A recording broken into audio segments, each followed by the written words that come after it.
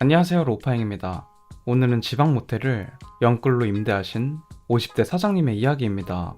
서울에서 퇴직 후 전 재산을 털어 임차 운영하게 되었지만 현실은 냉정했고 1년 뒤 통장에는 매달 100만 원도 남지 않았다고 하는데요.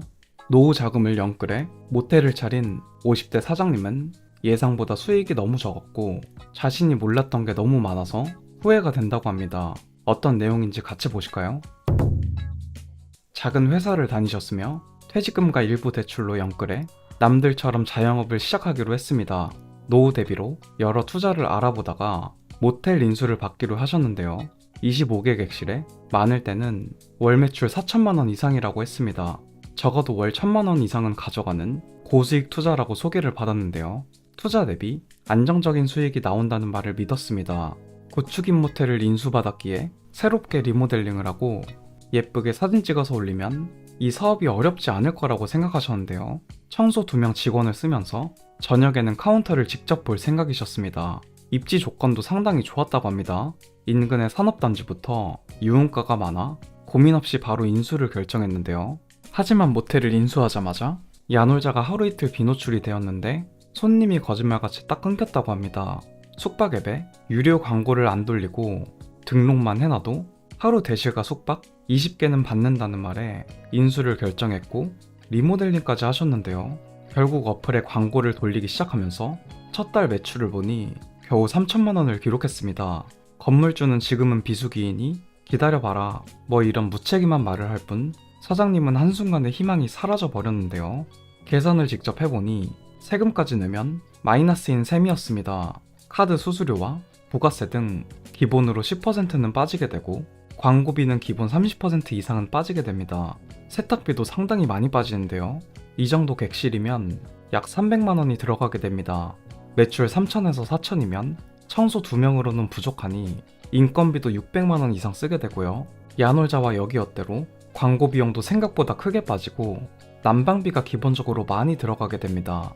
거기에 물이나 음료수 같은 비품비부터 통신비, OTT 비용, 그리고 엘리베이터와 소방비까지 총 운영 경비에서 사장님이 재미 좀 보려면 무조건 매출이 4천만 원 이상은 찍어야 됩니다. 인수하기 전에는 몰랐던 것들이 비로소 보이기 시작하는 건데요. 심지어 인수하고 영업을 하는 도중에 바로 옆에 새롭게 리모델링하는 경쟁 모텔이 열심히 공사하고 있었습니다. 시간이 지난 뒤 경쟁 업체는 트렌디한 인테리어로 손님이 쏠리게 되었는데요. 매출이 줄어들자 사장님은 대실과 숙박 요금을 낮추고 라면도 먹을 수 있게 기계도 두셨습니다. 팝콘 기계부터 토스트 기계까지 경쟁사처럼 똑같이 메리트 있게 가져가려다 보니 고객들은 저렴해지고 이용할 게 많아졌지만 사장님의 순수익은 그만큼 더 줄어들게 되었습니다. 계속 적자 구조이니 사업 정리를 하고 싶었지만 모텔 사업은 덩어리가 크기 때문에 사갈 사람이 현저히 적은데요. 돈 많은 사람은 한정적이지만 매물이 참 많은 시장입니다. 실제로 요즘에는 경매로도 안 팔리는 물건들도 많은데요. 그렇게 인테리어를 빡세게 하더라도 3년에서 5년이 지나게 되면 또 금방 트렌드가 바뀌게 됩니다.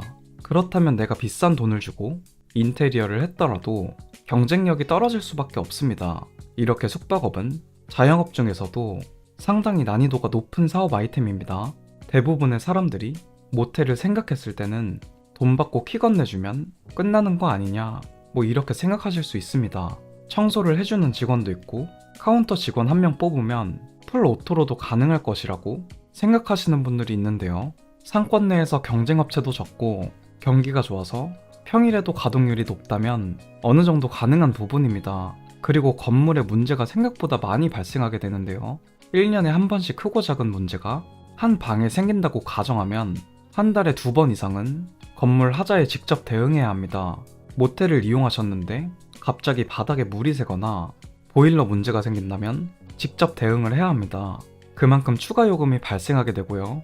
바로바로 고칠 수 있는 부분이면 정말 다행인데 만약에 큰 공사가 들어가게 된다면 그만큼 객실도 영업을 못하게 됩니다. 전부 다 인수한 사장님만 손해를 보게 되는 구조인데요.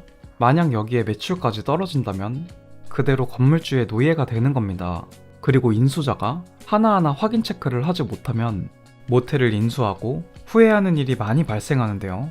야놀자 거래건 영수증 처리 내역도 뽑아야 하고 기장 장부는 3개월치를 꼭 체크해야 합니다. 세탁이나 비품 결제건을 파악해서 객실 주문이 얼마나 들어왔나 짐작을 해야 하고요.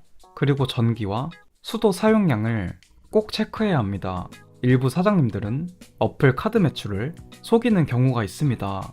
한 사람의 인생이 달려있는 영끌 사업인데 단순히 자리가 좋고 본인이 생각하는 메리트가 크더라도 바로 옆에 더 저렴한 모텔이 들어온다면 이제는 지옥이 시작됩니다.